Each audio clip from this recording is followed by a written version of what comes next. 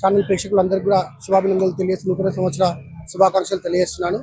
అయితే తుక్కుగూడ జిహెచ్ఎంసీ పరిధిలోని రావిరాల గ్రామానికి కొలువైనటువంటి సూర్యగిరి ఎల్లమ్మ తల్లి ఆలయానికి ఈరోజు పరమ పూజనీయ శ్రీ ఆదిత్య పరశ్రీ గురుస్వామి గారు ఇక్కడికి రావడం విన చాలా మంచి శుభపరిణామం ఇది.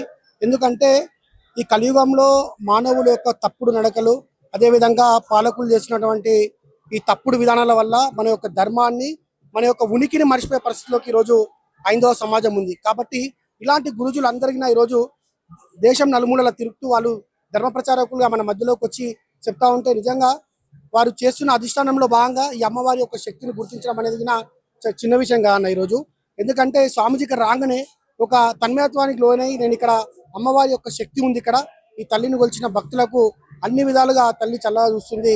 కాబట్టి ఇక్కడ ఎలాంటి అన్ని మతాల వారికి ఇక్కడ అమ్మవారు తన యొక్క దర్శనానికి అంటే ద్వారాలు తెరిచి ఉన్నాయి. అంటే ఎవరు వచ్చినా కొంగు బంగారంగా వాళ్ళు కోరిన కోరికలు నెరవేరుస్తుంది. అదేవిధంగా ఈ యొక్క తెలంగాణ రాష్ట్రంలో ఇక్కడ శ్రీ వెంకటేశ్వర స్వామి, లక్ష్మీ నరసింహస్వామి కొలువై ఉన్నారు. ఈ ప్రాంతంలో గతంలో అప్పుడున్నటువంటి నవాబులు ఎవరైతే ఉన్నారో అప్పుడున్నటువంటి రాజులు ఆ ఆలయాలకు పెద్ద ఎత్తున భూములు కేటాయించారు.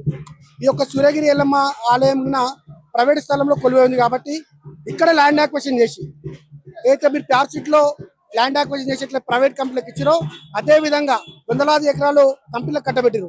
కానీ ఒక ఆలయానికి ఒక 20 ఎకరాల ల్యాండ్, ఒక 10 ఎకరాల ల్యాండ్ కేటాయించడంలో గవర్నమెంట్ విఫలమవుతుంది. ఎందుకంటే భగవంతుని భూమి తీసుకొని కంపెనీలకు ఇస్తారు, కానీ ఇక్కడ ఉన్నటువంటి పట్టదారుల దగ్గర భూమి తీసుకొని ఆలయానికి ఇవ్వడంలో ఎలాంటి ఎవరికి ఇబ్బంది ఉందనేది మాకు అర్థమైంది. ఎందుకంటే పట్టదారికి తగిన భూమి కేటాయిస్తే ఆయన ఇంకో దగ్గర పోయి వాళ్ళు దున్నుకుంటారు, వాళ్ళు వ్యవసాయం నడుపుకుంటారు.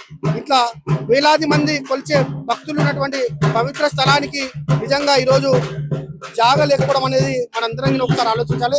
ప్రభుత్వం ఇక్కడైనా కళ్ళు తెరిచి ఈ అమ్మవారి ఆలయానికి ఒక 10 ఎకరాల స్థలాన్ని కేటాయించి వాళ్ళకి పరిణామానంగా వేరే చూపించాలని చెప్పి గతం నుంచి చెప్తా ఉన్నాం. మొన్నగిన ఇక్కడ ఉన్నటువంటి ఎండోమెంట్ అధికారులకి మేము వినతి పత్రాలు ఇవ్వడం జరిగింది. త్వరలో ఒకవేళ బీజేపీ రాష్ట్ర ప్రభుత్వం అధికారంలోకి వస్తే మాత్రం ఖచ్చితంగా ఈ ఆలయానికి ఒక 20 ఎకరాల ల్యాండ్ కేటాయించే విధంగా మేము చర్యలు చేపడతామని చెప్పి ఈ సందర్భంగా నేను తెలియజేస్తున్నాను. సో రైట్, మనతో పాటు మరి వేద పండితుడు ఇక్కడ ఉన్నాడు. నమస్తే, మీ పేరు? నా పేరు చంద్రశేఖర శాస్త్రి అండి. రావిరాల గ్రామంలో పురోహితుడిని. నేను గత 6 సంవత్సరాలుగా ఆదిత్య పరాశ్రీ స్వామి ఆశ్రమంలో ఎటువంటి దైవ కార్యాలైనా, నవరాత్రి బ్రహ్మోత్సవాలు ఏవైనా కూడా మా ఆధ్వర్యంలో చేస్తూ ఉంటాం. అక్కడ స్వామివారి సన్నిధానంలో అంబాద్రి క్షేత్రంలో శ్రీ ఆదిత్య పరాశ్రీ స్వామివారి ఆశ్రమం. అక్కడ స్వామివారు సాక్షాత్తు అమ్మవారి స్వరూపమే. ఎందుకంటే 6 ఏళ్ల నుంచి కూడా స్వామివారిని చూడడం జరుగుతుంది. ధర్మానికి ఎంతో స్వామివారు ముందడుగు వేస్తారు.